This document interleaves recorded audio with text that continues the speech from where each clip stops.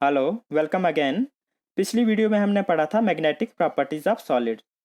तो 5 टाइप्स हैं सॉलिड्स की on the basis of magnetic properties.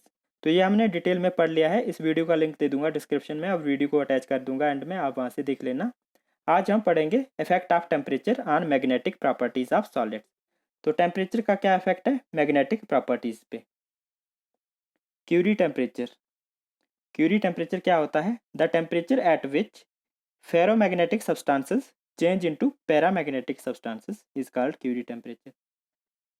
तो एक पर्टिकुलर टेम्परेचर है क्यूरी टेम्परेचर जिस पे फेरोमैग्नेटिक सब्सटेंसेस पैरामैग्नेटिक बिहेव करते हैं। Above Curie temperature they attain paramagnetism only. तो टेम्परेचर इंक्रीज करते हैं इस डायरेक्शन में। तो यहाँ पे 0 डिग्री सेल्सियस से इंक्रीज करेंगे तो एक पर्टिकुलर टेम्परेचर आएगा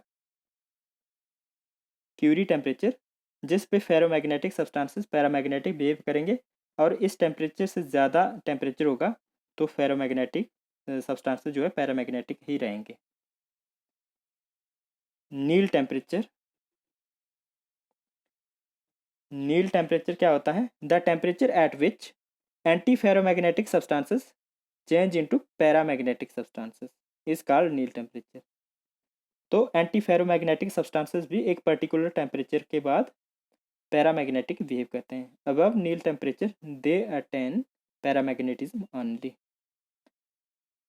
तो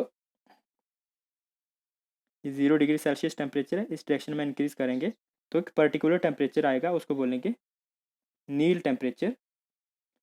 इस टेम्परेचर पे anti ferromagnetic substances paramagnetic behave करेंगे, और जब टेम्परेचर इससे ज़्यादा रहेगा इस पर्टिकुलर पॉइंट से तो एंटी फेरोमैग्नेटिक सब्सटेंस पैरामैग्नेटिक ही रहेंगे।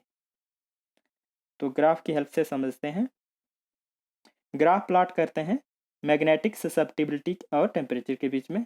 इस एक्सिस पे मैग्नेटिक ससेप्टिबिलिटी इंक्रीज करेगी और इस एक्सिस पे टेम्परेचर इंक्रीज करेगा। तो फेरोमैग्नेटिक सब्सटेंसेस जो है इनकी मैग्नेटिक ससेप्टिबिलिटी बहुत ज़्यादा होती है, फिर पैरामैग्नेटिक सब्सटेंसेस की होती है।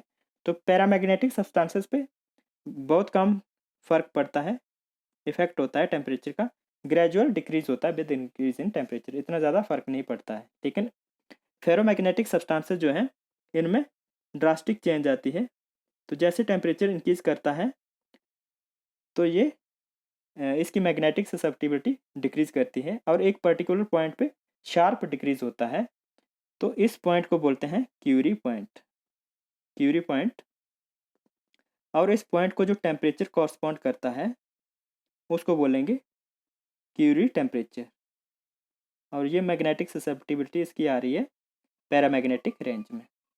तो इस टेम्परेचर के बाद, इस पर्टिकुलर पॉइंट के बाद, ये फेरोमैग्नेटिक सब्सटेंसेस जो है पैरामैग्नेटिक बिहेव करेंगे। इसी तरह से एंटी फेरोमैग्नेटिक सब्सटेंसेस जब टेम्परेचर इंक्रीज करते हैं तो टेम्परेचर के साथ इनकी मैग्नेटिक ससेप्टिबिलिटी में शार्प इंक्रीज आता है, इंक्रीज करती है, और एक पर्टिकुलर पॉइंट पे ये ग्रेजुअल हो जाती है और ग्रेजुअली डिक्रीज करती है। तो इस पॉइंट को बोलते हैं नील टेम्परेचर, नील पॉइंट। और जो टेम्परेचर कॉरस्पॉन्ड करता है इस पॉइंट को उसको बोलेंगे नील टेम्परेचर। और इसकी भी मैग्नेटिक ससेप्टिबिलिटी पैरामैग्नेटिक रेंज में आती है। तो हाई टेम्परेचर पे फेरोमैग्नेटिक सब्सटेंसेस और एंटी फेरोमैग्नेटिक सब्सटेंसेस जो है पर्टिकुलर टेम्परेचर इस रेंज के बाद जो है पैरामैग्नेटिक बिहेव कर रहे हैं, ग्रेजुअल डिक्रीज हो रही है मैग्नेटिक ससेप्टिबिलिटी में, और पैरामैग्नेटिक रेंज में आ रही है मैग्नेटिक ससेप्टिबिलिटी।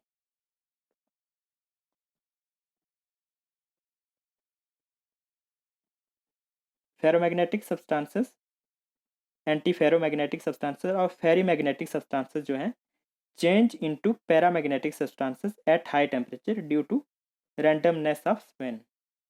तो ferromagnetic, anti ferromagnetic and ferrimagnetic substances जो हैं फेरीमैग्नेटिक सब्सटेंसेस ये पैरामैग्नेटिक बिहेवियर शो करते हैं at high temperature due to randomness of spin. जो स्पिन होती है मैग्नेटिक मूवमेंट की वो डिस्टर्ब हो जाती है, इसलिए ये पैरामैग्नेटिक बिहेव करते हैं, क्योंकि वाइब्रेट करना शुरू हो जाते हैं पार्टिकल जो होते हैं कॉन्स्टिट्यूएंट पार्टिकल, इसलिए जो मैग्नेटिक मोमेंट अलाइन हुआ होता है वो डिस्टर्ब हो जाता है। तो ये था effect of temperature on magnetic properties of solids. Thanks.